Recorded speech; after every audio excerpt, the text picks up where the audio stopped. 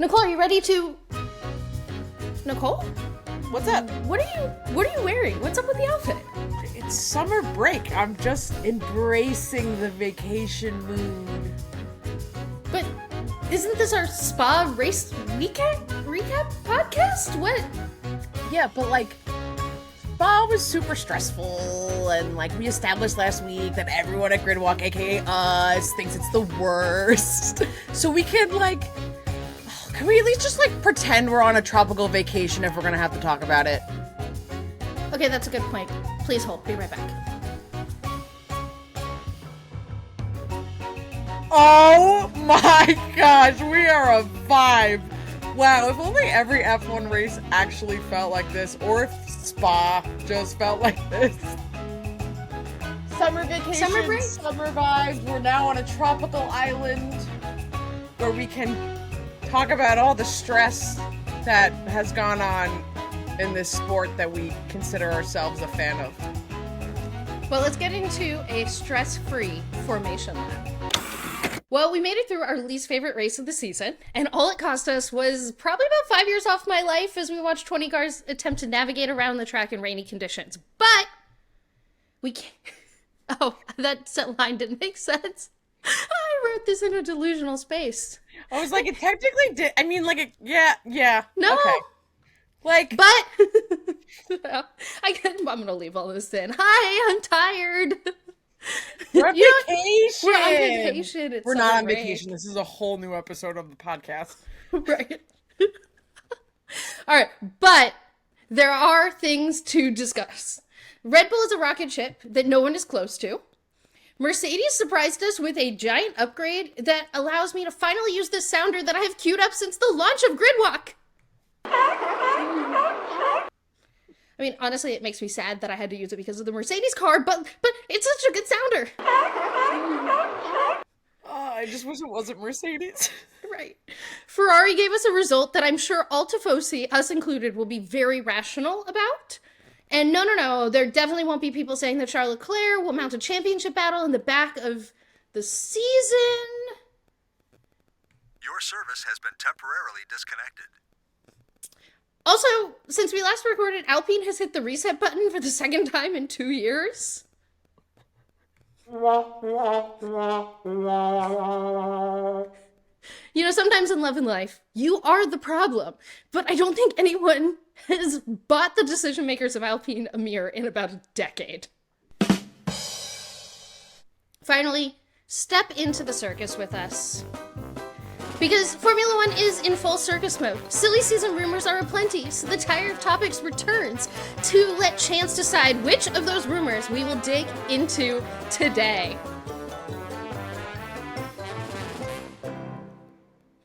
That wraps up the Formation Lab for episode 28 of Gridwalk, a weekly Formula One podcast that believes there are fascinating stories to discuss across the entire F1 grid.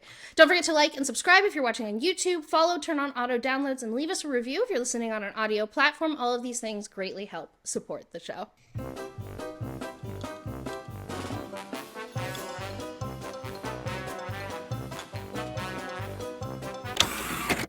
Cole and Briana are lined up on the grid. It's lights out, and away we go on this week's grid walk. Well, Spa. Spa. I think, fitting to match our distaste for this track, we should start our post-race recap talking about the fact that we're halfway through the season and Red Bull has won every race. That's like, it's so infuriating to a whole other level. I think not only just because it's like it's only Red Bull winning, but also just due to the difficulties that Checo had like throughout a good part of this season, that I'm like, all right, so like we had the one race so we could get Checo in, but now we're just like, hello? Yeah. No one else can, maybe, I don't know. And I guess maybe I'm also just expecting the probability of Red Bull having any sort of DNF. It's just not going to happen with Max ever. I don't know. Checo DNF'd in the sprint, and I was watching it happen and went, oh no, of course their unluckiness was in the race that doesn't count for any real points. And I'm like, yeah. I mean, overall across the field, compared to last year, reliability has been incredible.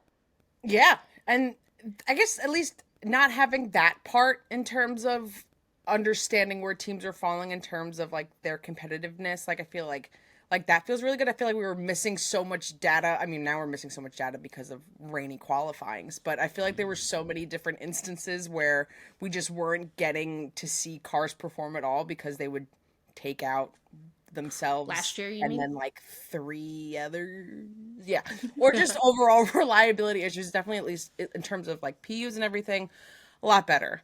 Now, if only that made a difference for the P1 competition, but Yeah. This is also the least crashy field I think F1 has had in a long time. Like, not that every driver is a fantastic driver, but we don't have a couple of crash-happy drivers. And then I think a lot of people thought that Nick DeVries was going to be a really crash-happy driver because of his reputation in Formula E, and he didn't even provide that.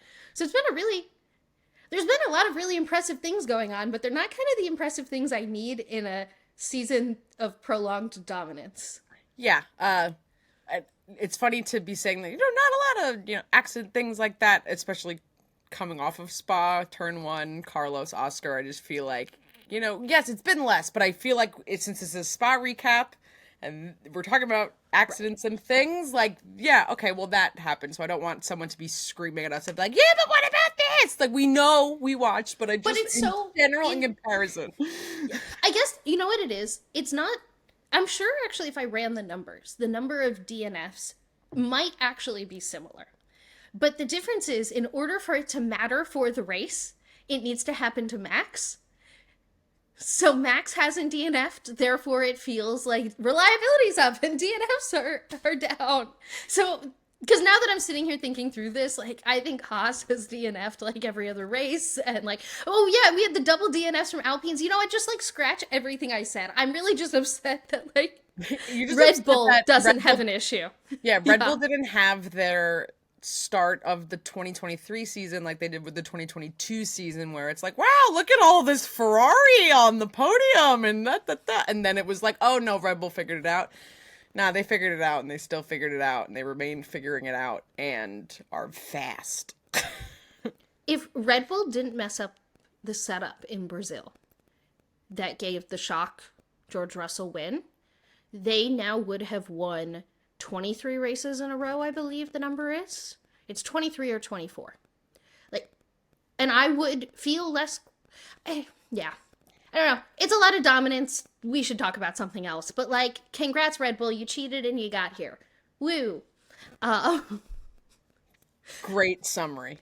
Can we talk about little nugget Oscar Piastri having a coming out race weekend?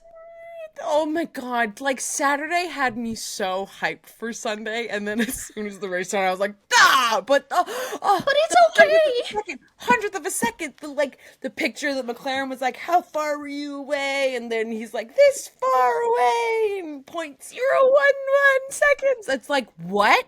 Hello? You showed it was possible? That was crazy to see happen. And then he got his first top 3. Because it's, one of my new things, that my favorite thing with Oscar Piastri is actually his interviews. Because you can tell that he's gotten more confident and that he's willing to say more words other than like, I don't know, I was in P18 because the car's slow. Like, to be fair, like, what kind of personality can you have when McLaren's the second or the worst car in the field? But his post-sprint interview in the media pen, where he was like, I don't really know what this sprint thing is, but I guess I'm happy with my first top 3 because I can't call it a podium. And I was like me every week. I don't know what to call this either, Oscar, but congratulations on being there and doing that. He led a lap. Crazy. You know what? It's so much growth. And I think to your point, it's like he almost got to like get some practice trials of, it wasn't like he got like ambushed of like making a podium, with the whole safety car thing a few races back. And God, that was Silverstone. Feels like a whole other life. And then he finished his P4. So like he was like almost there and things. And like, so it's like he gets to practice. He's practicing for an eventual podium finish. in a weird way, McLaren having a bad start to the year technologically was really good for Oscar because he got to spend 10 races just driving around the back of the field and like learning procedures and how to be an F1 driver. But I've been unbelievably impressed with him for the last 3 races. And like, Lando should be nervous. She said because words. If this is him, like Oscar came in as, hey, this might be the next Lewis Hamilton, Max Verstappen type.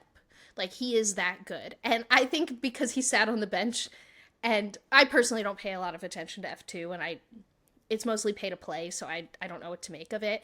And then he just sat on the bench in Alpine's driver system for a year, so I didn't really know also what to make of that. But I think he's the real deal. And this is really fun to watch. Yeah, I mean, I'm gonna travel back far in my brain to Oscar was our first rookie of points, I'm pretty sure, and at Australia, because I remember he scored points at his home race or came close to.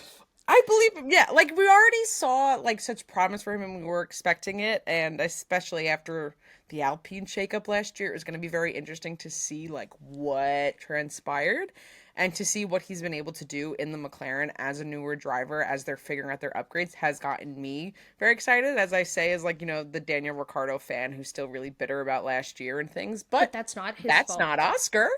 Right. That had nothing to do with Oscar. There we go. So I can root for Oscar, and that's fine. But no, he definitely really impressed me this weekend. Continues to do so. Definitely excited to see what happens with him in the remainder of the season. I'm intrigued to see if there's, in my viewpoint, the inevitable when he finishes higher than Lando in some kind of like scenario and seeing how that plays out in the press. But that's just kind of what I would like to see go down. Like the sprint. And well, this whole race weekend where he had I'm much better race weekend. Yeah, I just keep thinking of the sprint as like not real, not counting, right? Yeah, so it's not real. I'm But talking about a Sunday. no, but I think over the course of this whole race weekend, we saw an Oscar Piastri that was significantly better than his teammate. In every qualifying session, in every on-track session we saw, with the exception of the race, because Oscar didn't finish it, everything before that, he was significantly better than Lando. And so I am with you, though. Like, if that is something that persists, because Lando has become the media darling of like, oh, he's actually the best driver on the grid, and he's better than Max and better than Lewis, and we're all like... And he owns the rain! Lando owns rain! He is rain! If an announcer says one more time that Lando is a rain specialist, I was going to chuck my monitor at a wall. Like, I didn't want to hear it. Because it was also always like the commentator would say it, and then he would like go off track into the crowd. It would never make sense when it's being said. I'm like, okay, sure, you want to give him rain specialist, that's fine, but like, where? What is the reasoning? Because he's still driving? Because he wanted to throw on slicks when it's like, oh, it's drizzling. Like, I don't understand what you think is him being like a rain god. Until a driver proves that they consistently win races in the rain, can we just stop calling them a rain specialist? Like, there are many drivers that I do think perform really well in the rain, and I do think we are watching a bunch of them on track, but I don't think it's lazy commentating. George Russell doesn't even know when it's raining. He's another one that they're like, rain specialist George Russell, because he'll throw on slicks that one time in the Williams, and I'm like, and get that shock result at Spa. He's like, a sweat specialist. He doesn't know what rain is. I love you, George. Yeah, no. This is all in good jest. All literally out of love. Yes, but I think overall, like, we are starting. I think if we think back to like Lewis Hamilton's rookie year, where he came in and had to be teammates with Fernando Alonso. Like, Lando is not Fernando Alonso, and obviously he's not a 2-time world champion like he was then. But, like, the media are playing it up like he is. Which means if a rookie is competitive with him, we need to start treating Oscar like a serious, like, threat to that. And then, like, Max got to do some time in the AlphaTauri, and then got called up to the big leagues. in the Red Bull seat, but he only had Daniel Ricciardo as his teammate. And I'm sorry, Nicole Katz, you can cover your ears if you want. But, like, that's not the same as, like, Fernando and Lewis. And I would even say, like, Lando at this point in his career, I don't know. I don't really know where to place them. It's so hard. It's different generations, different teams. Lando hasn't won anything. Yeah. And Daniel it's just, that's just fact. Like, it's just, if you want to be comparing, like, but either way, Oscar did a wonderful performance against a driver with experience in a Formula One car. Yes. Multiple years. So Oscar's definitely showing, like, what a rookie can be doing. And when there's actually talent there, like, you can start to see it in, like, a crazy way, which is really fun to watch. Like, us as fans, it's fun to watch. And I say that, like, they have the upgrade underneath them. They come back from spring break. I'm mentally starting Oscar and Lando at 0 points apiece. And I'd be intrigued who wins out for the rest of the season going forward. That's definitely got to be tracked. Please actually do track this. Put that on my Spotify Wrapped. Would love to see it. All right, one more Spa thing. I mean, there's obviously a ton of things we could talk about for Spa, but I don't want to dwell here for too long. We don't want to, and this is our show, so we can talk about what we want to talk about. So we knew Mercedes was going to bring something, or it was rumored that Mercedes was going to bring something. Then they ended up bringing a giant upgrade package with the next evolution of their front wing, their side pods, and their floor, and a super, like, low drag rear wing that Lewis ran but George didn't run all weekend. It was basically, like, if we've been calling the car they're running their B-Spec, this was, like, B-Spec version B. Like, maybe, yeah, I saw so much, there was so much different and change, and I don't know how I feel about that. That just makes me nervous every time. Like, I'm just like, this could just be so much worse, or I don't know, but right, that's also part of the fear. Yeah, I wasn't expecting such a dramatic upgrade, and they also said that this is only part of a bigger upgrade package that they're bringing, like, right after summer break with the rest of it. I don't know if they're going to bring it to Zandvoort because it's, like, a very specific track, or if they'll bring it to Monza, which I believe is after Zandvoort. I don't know. That feels like ages away right now because it's summer break. But yeah, I don't think you should be nervous because it worked. Like, Mercedes was clearly the second fastest team. George didn't have the full upgrade because he didn't have the circuit-specific rear wing. Or George chose not to run it. I was unclear. I really tried to figure out if George chose the higher downforce wing, or if they only had one and they put it on Lewis's car, but I couldn't find any information on that anywhere. Cool. I was hoping you would know the answer to that, but great that you don't. No, I do think that Mercedes, of all teams, is very intentional about the fact that you, me, most people know that Lewis is the number one driver. But I don't think they like to go to the press and talk about when Lewis gets upgrades first in a way that would make George feel a little I want insecure. The upgrades too, please. Can I also have the upgrades? Please give me the upgrades. It's not raining. Can you tell that Nicole is a little tired of George Russell, as am I? I can't, and I mean, honestly, I feel like almost at every single team you can be like, one of them is just complaining a lot more than the other. Like, I feel like that could just go across any F1 team, and if you're new to Grid Walk here, we're very partial to Lewis Hamilton, so, like, whenever we're just like, well, look what he can do, so if you think that you're so great, then, like, do it too. Yeah. Yeah. George is doing a lot of complaining and politicking over the radio, which is my least favorite thing in an F1 driver, and he's doing it against our favorite driver, which really accelerates the dislike. But, so yes, I don't know if they just only had one rear wing and Lewis got it, or if George chose the higher downforce, or they could have had more rear wings and they wanted to test them, like get a live comparison test on track. Like, all three of those things could have happened. But that Mercedes was really fast. And you know what I'm really tired of is seeing the graphics at the end of the week, which shows you the race pace of all the drivers. And no matter how you cut it, Lewis is the fastest non-Red Bull driver, but he, for the second week in a row, is not on the podium because of qualifying, operations issues, pit stops,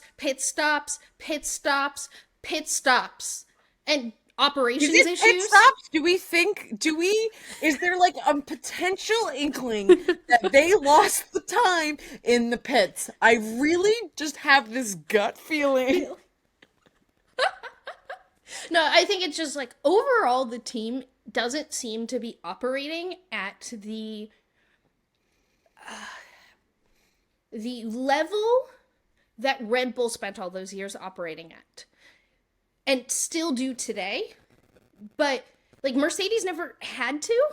Mm-hmm. So now, like, in order for Mercedes, the gap between them and anyone behind them is so small that a small operational mistake in qualifying, a slightly too long pit stop, like all of that stuff matters, and it's keeping Lewis from having podium results. Versus, like, when Red Bull was in the position Mercedes is in now, which is normally the second fastest team. They just were so good operationally that they could get the result. They could hit their ceiling. Mercedes right now on pace is the second fastest team, but they are unable to hit their ceiling. And then Max Verstappen wants to practice pit stops in the middle of the race. You know, it felt really good to watch Lewis swipe the fastest lap. Yeah, it did feel really good. As soon as you doesn't mean anything. Saw him pitting, it was like that 1 point. He's gonna get it. It's gonna be his. But yeah, that was. Speaking, by the way, of points, we cannot get into the penalty from the sprint because then I will go back to angry Briana mode, and there's a reason we haven't really talked about it. But if Mercedes appealed that like they should and won that like they should, Lewis would be P3 in the standings right now above Fernando. He's 1 point behind, and it's really frustrating to me that that's the difference going into summer break. I don't even want to touch all of it because I think we'll go down to an unbelievable, aggressive, angry deep dive of what Mercedes should have done.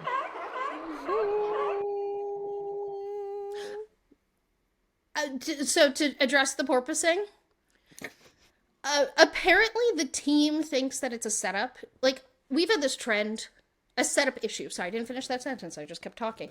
The team thinks it's a setup issue. And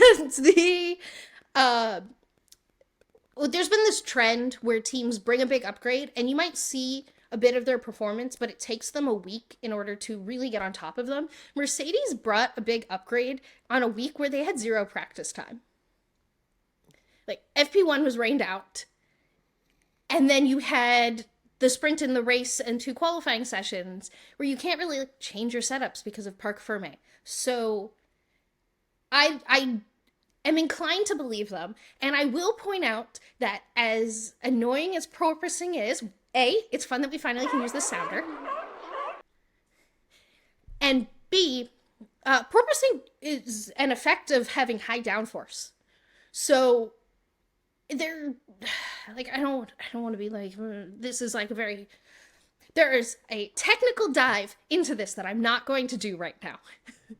And I know what I'm saying right now is only partially accurate, but Spa is a very high-speed track, and the fact that they had high downforce issues that was causing porpoising on a track...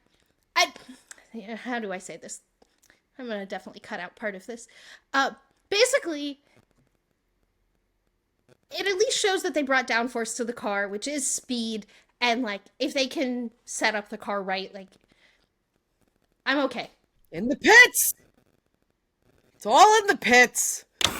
At Gridwalk, we love our podiums. Even for races that we don't really enjoy, we'll find podiums to give you. So here are my moments from the weekend at Spa that put a smile on my face, but no surprise, all of it's off track because I don't like Spa. So, off-track moments at Spa that put a smile on my face. P3. Alex Albon gifted a knitted horsey. Horsey And Horsey is one of his many cats and not a horse, to be very clear. A fan knitted him a stuffed animal of one of his many pets. Follow at Albon Pets if you're not already. And it made its way to Alex, and he posted it, and the fan was really excited. And I always just love when that, like, fan to driver pipeline goes all the way through. P2, the sticker wars. This is only P2. This is only P2. But the nonsense all weekend of Ferrari, Red Bull stickers, and it's going to branch through the whole paddock. I can't wait. Highlight was Fred trying to put a Red Bull sticker on Helmut Marko's forehead, and Helmut is definitely not a fan of stickers. Like... Or people? I don't think people, but like, you know, there's people that's like, I don't do stickers, like sticky things, like doesn't surprise me. You know, Marco's not one of those. And anyway, P1, the F1 Academy announcement. Finally,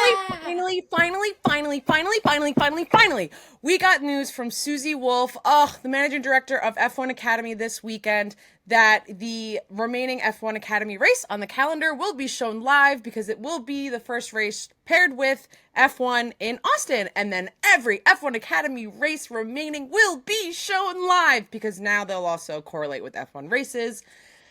Thank goodness. It was the exact news that I wanted to hear, have been waiting to hear, and thank goodness we got it. And you're right, none of those have anything to do with Spa. None of them have to do with Spa, but they all happened during Spa weekend.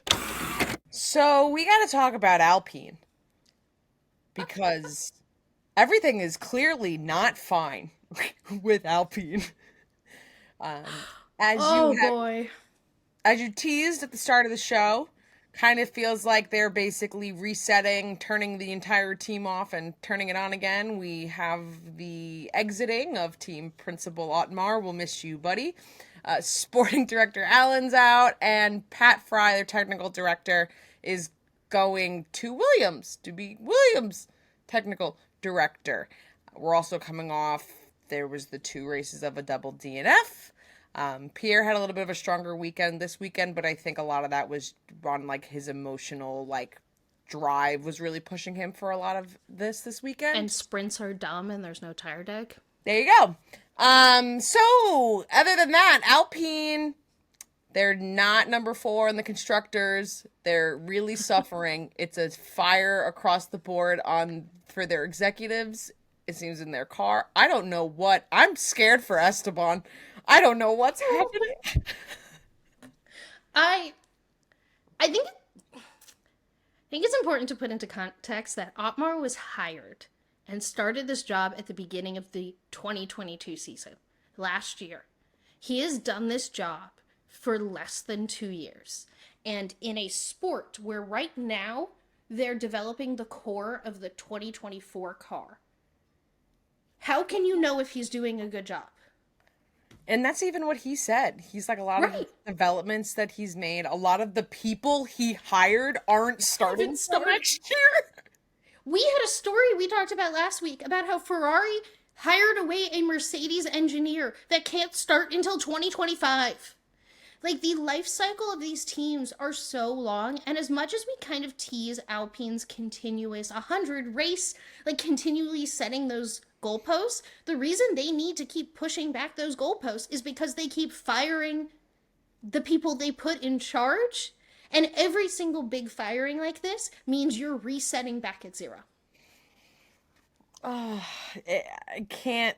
Make it make sense. Someone, somewhere, make it make sense, especially after they had like this big investment coming in. It just seems like a lot of like really quick decisions that like I didn't fully understand like why they were happening, especially like now. It just, and I understand like Alpine's having a difficult time, but to your point of all the things that we've just listed, like I don't understand how firing your team principal and your sporting director are like gonna be the answer to all of that. Well, what's confusing to me is I can't figure out if they were fired, because F1 is always like really vague, and it's like they departed, and it's like, all right, who quit, who was fired, who, like, this one feels a little more like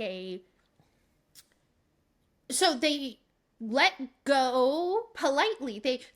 gave new direction to their CEO, Rossi, I believe. Right. Yeah. Like a week ago, a week or two ago.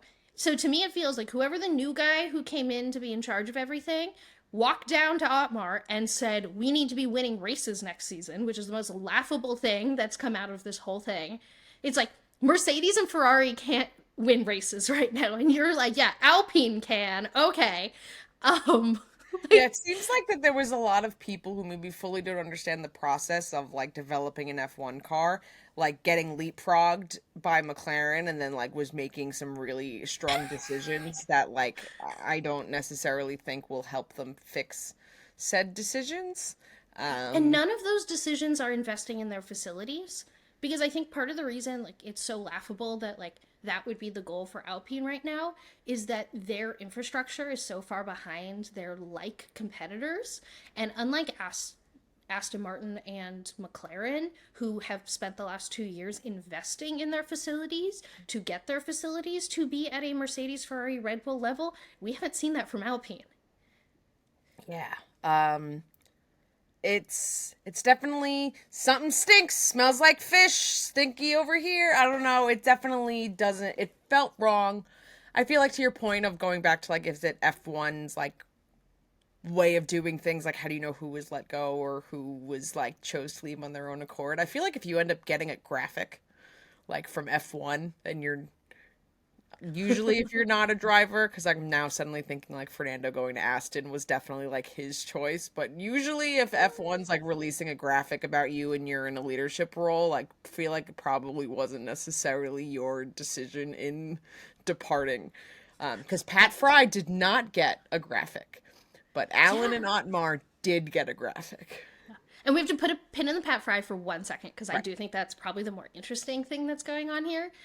But it definitely, a graphic definitely means that for a non-driver category, that this wasn't a happy thing that happened normally. Like normally it's like, so I actually am on the side of, I think Otmar was like, F this, I'm out. But I don't think he wanted to be F this, I'm out. Got it. I think he was like, this is just like me trying to put the pieces together and all the things he's saying to the press now and everything that's going on. It kind of feels like the new bosses came down and said, so you're going to do this on this timeline. Can it be done? And he looked at them and said, no. And they said, but we need it to be. And it was a mutual goodbye. So But it obviously I don't know had who to happen after he recorded his F1 Beyond the Grid episode.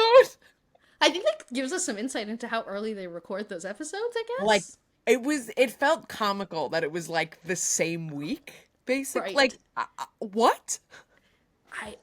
Which also makes me think that no one knew inside the team, no one knew that this was going on or what was happening or anything, because the PR arm of the team wasn't going to set him up for that interview to talk about those things and then for this to happen. Like, Yeah, it's all, like days. It was literally within days. it all just screams mess, big mess, so much mess. But Pat Fry is more interesting because Williams has been saying for months now that they've been in discussions with a big guy to bring in as their new technical director. And I personally never guessed that it was going to be someone who was already in the technical director role at a different team. Nope. But that is exactly what they did in poaching Pat Fry here. So what's interesting to me is that that was announced simultaneously with these other announcements. But was that always meant to be announced this weekend? And it just like happened to coincide? Maybe some of the reason that like Otmar and the sporting director left was because they were also losing their technical director. Like how much are these things connected or separate? And how exciting is this for Williams? Because I know that Alpine isn't rocking the world with their car right now, but like they're also not doing an awful job, and Pat Fry has proven that he's really good at this. So I'm excited for Williams. Yes, very excited for Williams. Get Alex Albon consistently in points would make me so happy and so full of joy.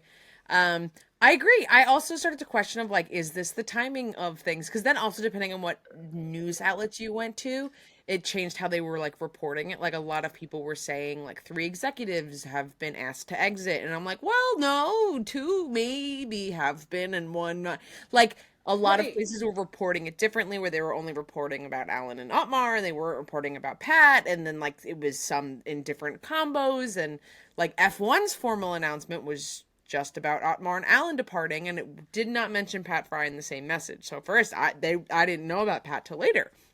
Right. Because I didn't think. That's a really great question. I will never know the answer, and unfortunately, I don't think you will either. But Yeah. I don't know. It might.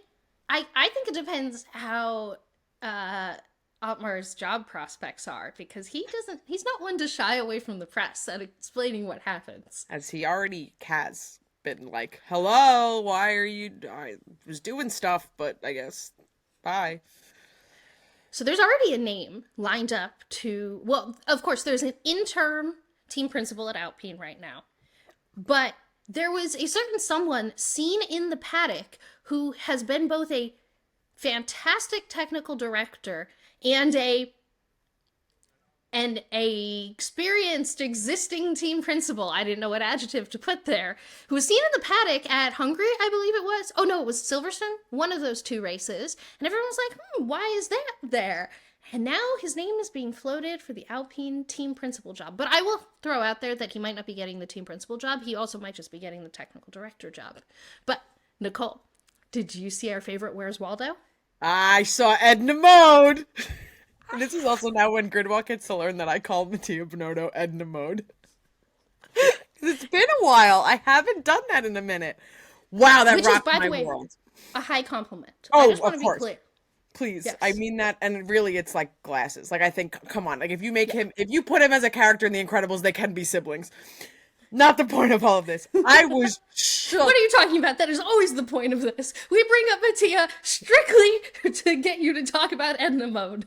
No and The capes. Incredibles. Could you Okay, imagine make your that one smart driver point. with a cape? Anyway, rocked my world having Mattia anywhere. Wait. Could you imagine an F1 driver in a cape? We need to explore this before you make your good points. So, if they're driving the car, and we know they kind of like sit like leaned back a little bit, are you imagining the cape coming off the helmet? And if so, what part of the helmet is the cape coming out of? Or is the cape coming out the back of the car? I just need to get your vision. Oh my god, I thought of none of those, and I just imagined a bunch of superheroes sitting in cars, sitting on their like capes and it getting like stuck in their brake pedals. But now I can't unsee capes on helmets, because capes on cars would just create a lot of issues, so we can't even consider. This is like the craziest conversation we might have ever had, and that's But saying now a I'm lot. imagining it on the rear wing. But then, like, I'm like, how would the DRS activate? And then you're back to why Edna does not want capes in the first place. It'll get sucked Right. up in a car wheel, just like it 100%. did. Car wheel, what is this? A like tire tab? It'll get sucked up in a tire, just like it did in that one scene with The Incredibles where the guy's cape gets sucked into an airplane engine, and then you go, no capes. So no capes for F1 drivers. What is this podcast? How did we end up summer break on Gridwalk? Okay, but make your so circling back, Mattia was seen in the paddock, and he's now And he connected was to a job at chit-chatting with- Alpine. And he was chit-chatting with Otmar, so like maybe this was the thing that like was known and going on, and like they were spotted together, so maybe it was a discussion. Who knows? Maybe But that- it was actually for the technical director job then, there you go. because As they knew Pat that Pat Fry Fry. was leaving. Yeah. Well, there we go. We just put it all together, and F1 still doesn't have any capes. You're welcome, everybody. It will be very interesting. I think as soon as we saw Mattia there, it was like, all right, so who's getting fired or who's getting hired? Because there would be no reason, I think, why he wouldn't be there if it wasn't necessarily a job hunt. Suddenly, out of nowhere, he's just like, what's up, guys? I'm here now, like, just to say hello. This is a podium of things that we feel like we desperately need answers on, but we know we're going to have to wait until after summer break to get any information about any of this. And Nicole and I both did this podium, so we're gonna alternate. Like, I'll give my P3 and Nicole will give hers, and back and forth. I feel that it is important for me to share with our listeners that my podium gets progressively sillier as it continues. And some of you you probably haven't thought of some of these questions, but just know some of these keep me up at night. I've thought about these for a couple months, so. And I've thought about these for a total of 36 hours. These are just things coming off of Spa that I'm like, that's interesting, but I don't have an answer to. Okay, would you like to start with your P3?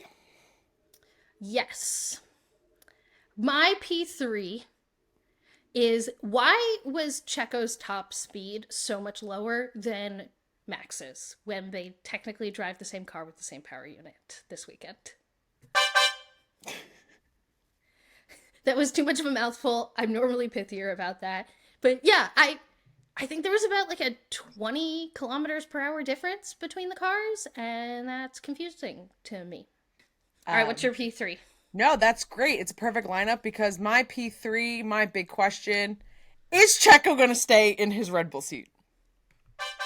Or really what's happening with anyone's seats. But this is stemming from completely a Checo place. I'm dying, and it's like not like I'm the only one. I'm dying to know what is going to happen with this because I'm on the side. I don't believe he's sticking around, and I have no idea who's going there if he isn't. It's less will Checo stay in the seat, and it's more like what driver is going to be in that second seat. Shuffle gonna go. Yeah, and they better be fast. It honestly feels like the tipping point of this year's silly season, because it feels like all the drivers who are uncertain right now are like waiting, and it might open up a really big seat. I don't know. Yes, lots of questions. That's a good P3. Thank you. All right. My P2 is, why did Alpine do any of this ever? There's I feel like we only talk about Alpine in the weirdest way this season. Like, either they're getting Hollywood investors, they're firing big things, they're expecting wins, they randomly get a podium in Monaco, which was great. But why is Alpine Alpine? And they don't lean into French peen. That's going to be my answer here. That's why it's all happening. Is because they didn't take advantage of it. Now it's... What is Alpine? How is Alpine? Why is Alpine? Just Alpine. Great question. My P2, so unbelievably pressing. Has Alex Albon completely abandoned his colored hair phase? This is the most important question that we've asked so far. And you're right, we're not going to know. He hasn't necessarily had colored hair. I'm not talking about like a ginger, a brown, or his blonde. August of 2022 is the last time we saw full red-headed Alex. And we've seen the blondes. We've seen him experiment with toner and things. Are we done? We're done. Are you done with the where is it? Or you just gave up that whole phase? No more comment? Checo gave you blue hair dye for Christmas. I know, and we never saw any blue hair. Yeah, and I'm going to miss the properly toned blonde Alex. I will too. So, I just need to know, is the phase over, Alex? All right, P1. Does Mercedes know what they're doing? Oh, God. They bring upgrades, and they give me lots of hope. But, please? Yeah, do they actually know what they're doing? Are we going to see Mercedes catch up to Red Bull in this generation? Do they know what they're doing? I don't know, and we're not going to know until we see week 2 of an upgrade at Zandvoort, and that's a long time to wait. I'm frustrated that we have to wait a month to see if this Mercedes upgrade package will bring performance. I don't have words. Yeah. What's your P1? My P1, will Horsey McHorse be at Austin? The second thought in my brain after Daniel Ricciardo was announced as the AlphaTauri seat. So first it was, ah! And the second was, oh my God, is Horsey McHorse going to Austin? So you present great questions. I also present great but different questions. I should have known when you said that this podium gets crazier that was going to be your P1. It's a good question. I feel like he can't do it 2 years in a row. Does it give the same impact? I don't know. Maybe is there more horses? Like if he thinks that's gonna be like going out with a bang, and he gets the horse and the thing and all the stuff and whatever, and then like, what's the leveling up of Horsey McHorse? Is it horses McHorses? Like you come in like with a crew? Do Yuki also gets a horse? Is everyone on horse? Does Red Bull allow shenanigans? Because if We'll so, find out. I think the honorable mention question, the leveling up of your question, is what is he gonna do in Vegas? So a lot of my questions stemmed from Vegas, but unfortunately a lot of them were answered because I was like, when are we going to see drivers in sequins? Done. Got it. When is Danny Rick getting a sequin jacket? Guess what? He got one. When is someone going to be put in an Elvis costume? Surprise, already happened twice. Like, Vegas has so many possibilities of silliness that I couldn't even come up with questions, so I stopped myself at Austin. So Horsey McHorse, I hope to see you soon with that VIP paddock pass. I'd love to attend with you, but I am allergic to horses. Welcome back to Tire of Topics, a segment where we let a soft Pirelli tire select what topics we're going to talk about. Because silly season has ramped up, especially since we have a new driver on the grid. And there are, I think almost every driver on the grid is on this tire with something silly season adjacent for us to talk about. So we obviously can't talk about all of them right now. So we're gonna let the tire pick which ones we discussed today. Summer break is going on all month. We are going to be making grid walk episodes through the full summer break. We're not missing a week, so make sure you come back and spend some F1 time with us, even if there's no active racing right now. So we'll probably get through all of these stories by the end of summer break. But Tyra's gonna pick where we start. All right. You ready, Nicole? Spin the wheel! Spin the tire! Guys, there's a real tire spinning. I need everyone to go watch this. No way! Oh my god, this is gonna be the spiciest start. Holy! Wow! It gave us... So, there's most drivers on this wheel, if you're not watching on YouTube. This looks rigged. That it literally landed on the most interesting, spiciest topic, which is the Red Bull number 2 seat. Which is us talking about Ricciardo, Yuki, Perez, Liam Lawson, insert magical driver here. Me? You. And no, I'm bad in the simulator. We've seen it. I can't drive. I can drive a normal car. Okay, yeah, I just want to be clear. Nicole's actually a fantastic driver. Not in the simulator. Not when she has to go fast. So I do think that there's a lot that we've talked a lot about here. Like, if you want our thoughts about just overall, listen to any of the last 3 episodes, including the "Oh my gosh, Ricciardo is back on the grid" episode. I think we give some decent thoughts about this. So the angle I would love to go here is assuming that Checo is not coming back next season, because I think that's more interesting. And let's talk more about the rumors of all the other drivers who've been connected to this seat who are not Yuki Tsunoda, Daniel Ricciardo, or Liam Lawson. Because, I mean, Yuki is an untapped potential. Liam, they've pretty much said, is going to get an AlphaTauri seat. Like, he's not going to go directly into the Red Bull seat. And I think we all know that if what we're looking for out of that seat is a competitive number 2, it's probably not going to be Daniel Ricciardo. No, I love Daniel Ricciardo. Putting Daniel Ricciardo in the number 2 seat is putting someone that would probably, I believe would be what, Red Bull wants. It'll be someone that would maybe, perform to a level, but not better than Max, but, could just be there enough that they're going to have the constructors solidified and, P1, P2, drive, they don't want anyone, touching them there. But they want Max there, and then I think Daniel Ricciardo would be a good second to Max. But as a person who's not a Red Bull fan, I don't want that kind of driver in the car. So there's a lot of confusion in my brain. Well, I also am not convinced that he's going to be better than Checo. Which we also, that's a lot of this is, we just don't really know. I don't feel like I've seen enough to fully answer that. So, let's take those three drivers out of this seat for a second. Red Bull is going to be just as dominant next season, so we need a second driver to compete with Max. Nicole, who are you putting in that seat for pure entertainment value purposes? Lewis Hamilton excluded because we would never do that to Lewis. Even though we want him to be competitive, we don't want him to have to be on Red Bull. So who would you put next to that seat, not including Lewis Hamilton? Put Lando Norris in the Red Bull. Yeah, I mean, he's been connected to it a lot, but Lando has turned down Red Bull so many Followed times. them on Instagram. Yeah, I hope it's been Lando. 100% was just like, he was like, ha ha, he, which, like, right, very funny. And then, I mean, you could say a Ferrari would have been my other guess, but I think the wildest would be Lando Norris. I want Fernando.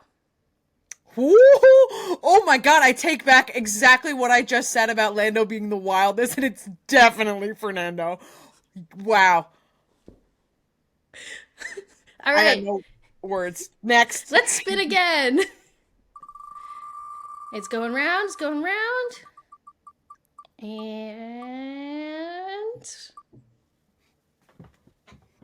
Carlos Sainz. All right, landed right between the... Been the spicy ones today. Yeah. So both of the Ferrari drivers have a contract through 2025, and yet I think I've read like an enormous amount of press and reporting about them negotiating their contracts. Or no, wait, I got that wrong. I think they both have contracts through 2024, like through the end of next year. From when we've played Red Flags, Charles finishes his contract in 2024.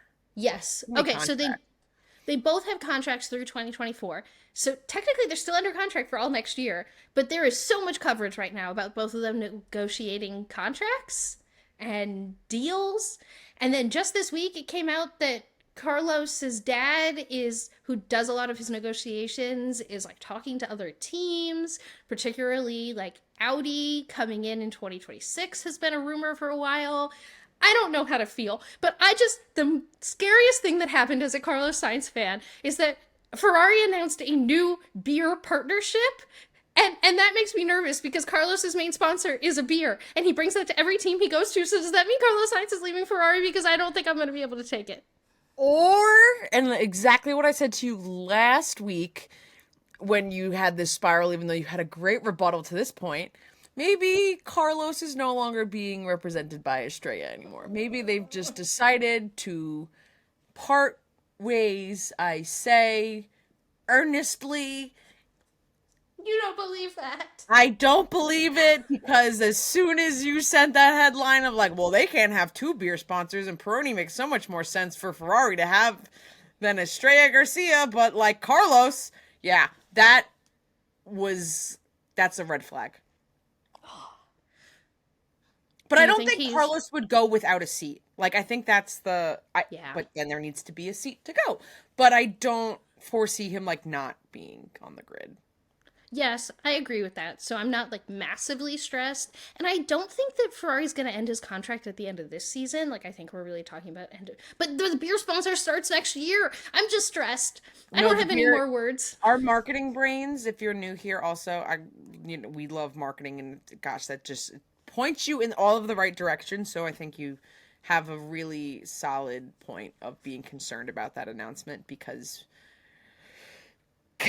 competition rules and clauses and all of those things, like there's definitely there's no way that these major beers are making these agreements with Ferrari and not saying that they have like a non-competitors clause, like exclusivity clause, unless maybe Peroni just gave them so much money that they had to accept the deal, and then maybe like Estrella will just continue to be like an only Carlos sponsor.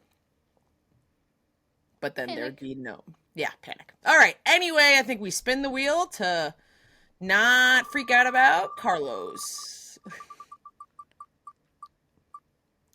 Ooh, Nico. Right. Yeah. So Nico dyed his hair because he wanted more press attention, and it's decently reported that he is lobbying for a seat in a different team because he's doing so well in the Haas. And what are your thoughts? The first when I saw the blonde hair, I was like, why? Nico has great hair. I mean, the press thing makes sense though. Because like I was like, if you're gonna make like such a not drastic change, and that becomes headline news in Formula One, or just to get enough people, like demonstrates that enough people will just talk about you because you made like that kind of change to your appearance, definitely can show teams that like people care about you and are interested in you, and you know, it was a brilliant move. It was a very, very smart move. Alex Albon, dye your hair. Again, please, but don't leave Williams. No. Well, he's not on. Oh no, he is on this, but not because he is at risk of leaving Williams. It was because of a different story.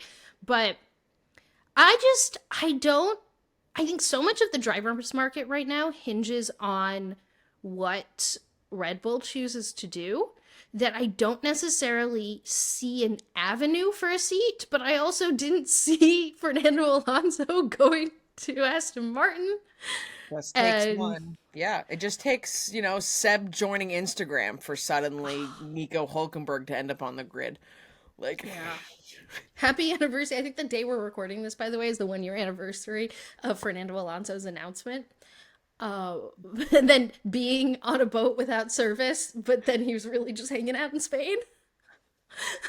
I will never forget the feeling of, Seb joined Instagram! Seb posted a black and white video. Oh no. It was just such a roller coaster. I'll never forget it.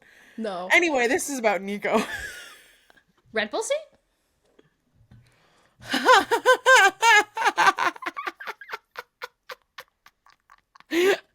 That's my response.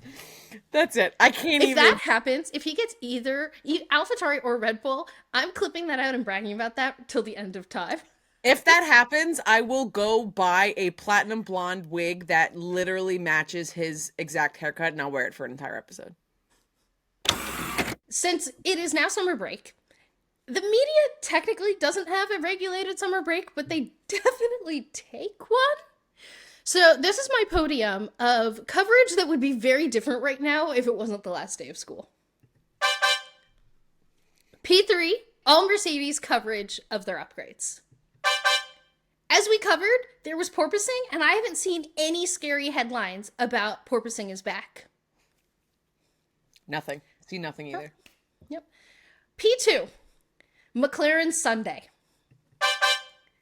After all the promise of their big upgrade and everything, and then they just had a disaster of a Sunday, and no one's talking about it. Everyone's just asleep. They're on vacation. And P1, Ferrari's podium. I even took a peek in some Italian tabloids, and I'm confused by the lack of coverage. Have they given up? Welcome to Yellow Sector Notes, not the fastest walk around F1, but we will complete a full lap around the paddock hitting every F1 garage. I forget that you look at me when I do that, and I just now do it because I'm so used to hearing you say it. I'm so sorry. Those who are on audio only just know that every time I do that, Nicole sits there and mouths what I'm saying at me and is really sassy about it. And every week I try not to break as she does that. You could go over to YouTube and watch her do that. And if you go back for the last 10 episodes, they're all every time. Now, I will warn you that Yellow Sector Notes might slow down a little bit as we enter summer break and everyone goes on hiatus. So news is a little sparse, but not this week. We got some good things to talk about. Starting with, Mercedes has announced that their F2 title contender, Frederic Vessi, will drive FP1 in Mexico City later this year. It will be his first FP1 run. Reminder that all the teams have to run rookie drivers in both of their cars in an FP1, and no one has done it yet this season. Unlike last season, where early on there was some interspersed, so it's going to be a little chaotic and rapid for the second half of the year here. Max Verstappen and Lando Norris flew directly from the end of race podium celebrations to Tomorrowland on Sunday night to watch Martin Garrix perform. And I do really enjoy all the memes that Martin Garrix is the true wag of the F1 paddock. They're really great.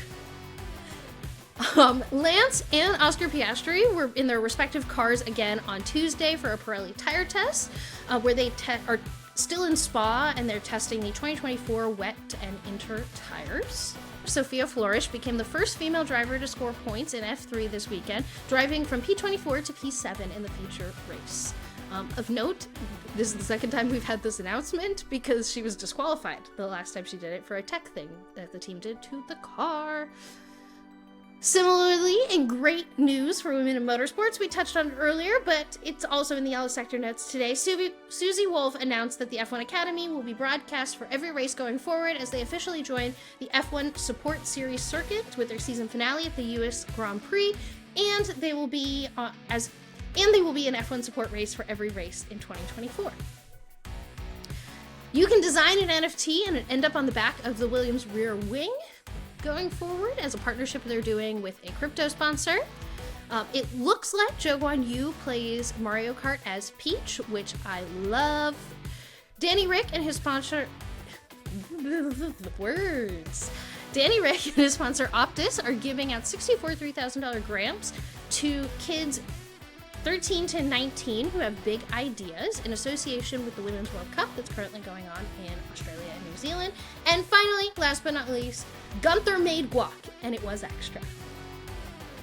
Those are the Yellow Sector notes for episode 28 of Gridwalk. How's my sector time today, Nicole? Faster than we transported ourselves to a tropical vacation. Because it's summer break, okay? Anyway, as always, thank you to VoiceOver Man. Thank you to the tire of topics that chose the drivers and we discussed their fate today, or what we believe their fate to be. And our four-legged executive producers.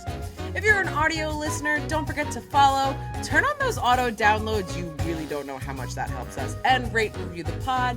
If you're watching on YouTube, subscribe, like the video, turn on notifications, leave us a comment. Tell us, what are you doing for F1 summer break? What are your plans? How are you filling those Sundays without a race? I'm still trying to figure that out. But really, leave us a comment, leave us a review, follow us on all of our social medias. All of these things really, really help us find new people to find our podcast. On every social media platform, TikTok, Instagram, Twitter, Threads, you'll find us at Gridwalk Show, and we sincerely hope that you follow us and that you'll join us every single Thursday. And yes, even during F1 summer break, every Thursday we'll be here, and we can't wait for you to join us. But as always, today felt like a tropical vacation, not a Gridwalk.